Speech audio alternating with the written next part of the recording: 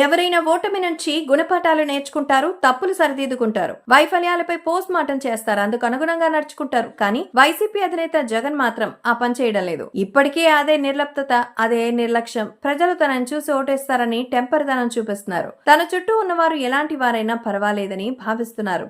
MLA, MP అభ్యర్థనలు నామమాత్రం అన్న భావనతో ఉన్నారు.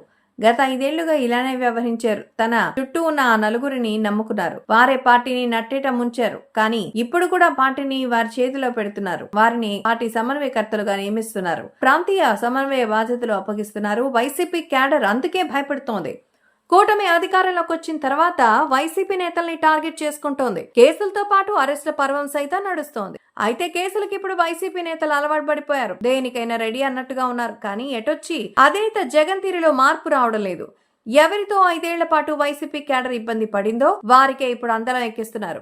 ఈసారి ఎన్నికల్లో వైసీపీ ఓడిపోయిన తర్వాత అధినేతకు క్యాడర్ మధ్య అడ్డగోలుగా ఆ నలుగురు ఉన్నారని ఫిర్యాదులు కూడా వెళ్లివెత్తుతాయి. ముఖ్యంగా సీఎంఓ పనితీరు బాగా లేకుండా పోయిందని, అధినేత క్యాడర్ మధ్య అఘాతం సృష్టించారని నేరుగా జగన్ కే ఫిర్యాదులొచ్చాయి. అయినా సరే వాటిని పరిగణలోకి తీసుకోలేదు. దిద్దుబాటు చర్యలకు దిగలేదు. రాష్ట్రాన్ని 6 రీజియన్స్ గా విభజించి తన అస్మదీయులైన 6 నేతలకు అప్పగించారు. ఉభయ గోదావరి జిల్లాలో కాపుల ప్రాబల్యం ఉంది అనడంతో తప్పనిసరి పరిస్థితిలో మాజీ మంత్రి బొత్సకు ఛాన్స్ ఇచ్చారు. ఎన్నో రకాల విమర్శలు ఉన్న విజయసాయిరెడ్డికి ఉత్తరాంధ్ర బాధ్యతలు కట్టబెట్టారు.